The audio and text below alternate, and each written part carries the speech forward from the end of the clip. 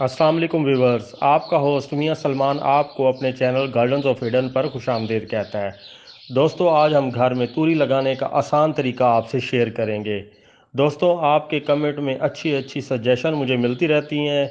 कुछ मसरूफियत की वजह से आपको रिप्लाई नहीं कर सका, जिसके लिए माजरत। दोस्तों, क्या आप साफ़ पानी और नेचुरल खाद वाली अपने घर में तूरी उगाना चाहते हैं? तो इस वीडियो को आखिर तक लाजमी देखें। मैं आपको स्टेप बाय स्टेप घर में तूरी उगाने का आसान और कामयाब तरीका बताता हूं।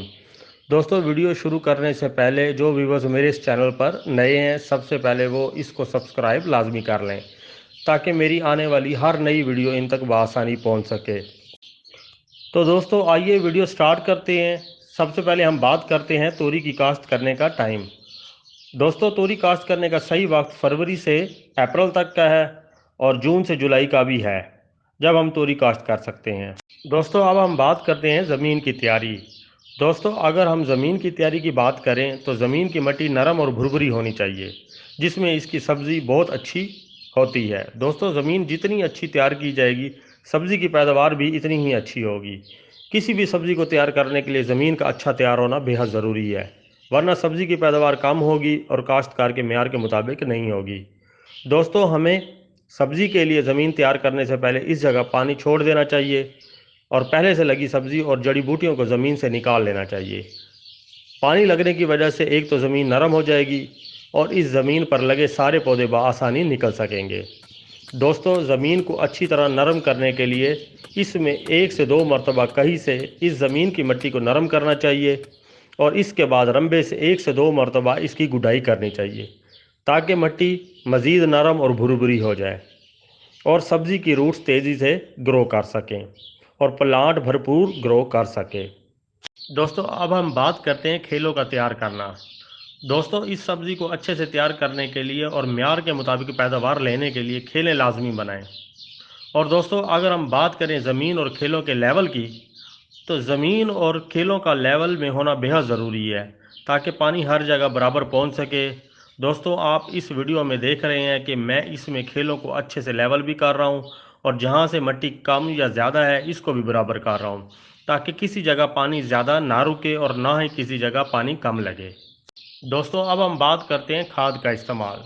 दोस्तों, इस सब्ज़ी को काश्त करने से पहले हमने नेचुरल खाद का इस्तेमाल किया है, जिसमें गाय का गोबर अच्छे से मिक्स करवाया है। दोस्तों, अगर गाय के गोबर की बात करें कि ये कैसा होना चाहिए, तो दोस्तों इसका खुश्क और बारीक होना बहुत ज़रूरी है, जिससे ये सब्ज़ी बड़ी तेज़ी से ग्रो करती है और पैदावार भी बहुत अच्छी होती है।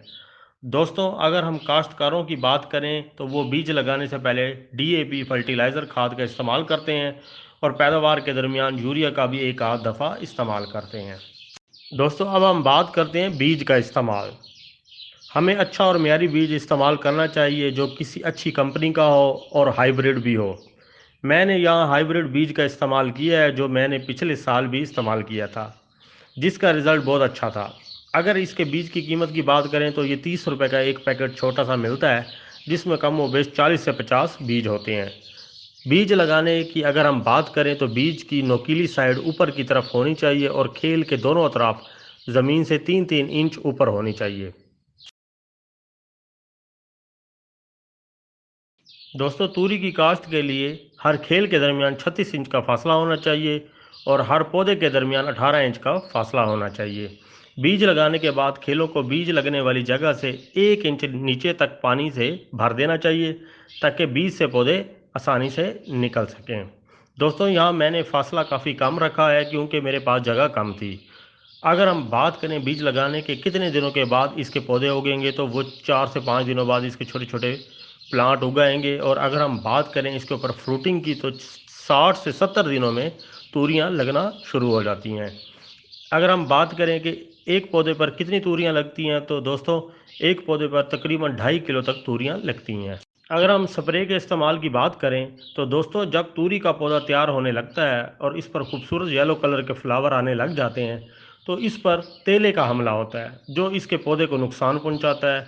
दोस्तों, जब छोटे छोटा तूरी का फल लगता है, तो वो इस पर हमला कर देता है और इसको वहीं जला देता है और फल बड़ा होने से की बजाय वहीं जल कर ख़त्म हो जाता है।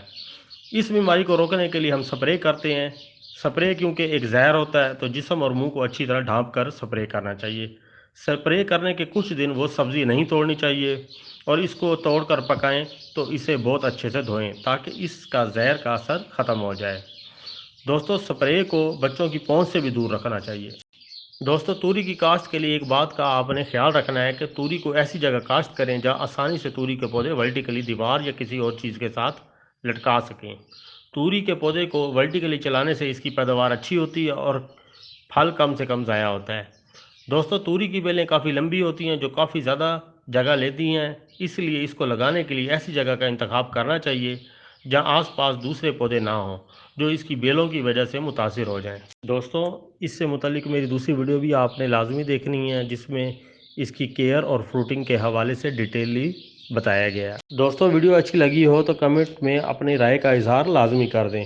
मेरे इस चैनल को सब्सक्राइब भी कर दें और इसे अपने फ्रेंड्स से शेयर भी कर दें। Thanks for watching.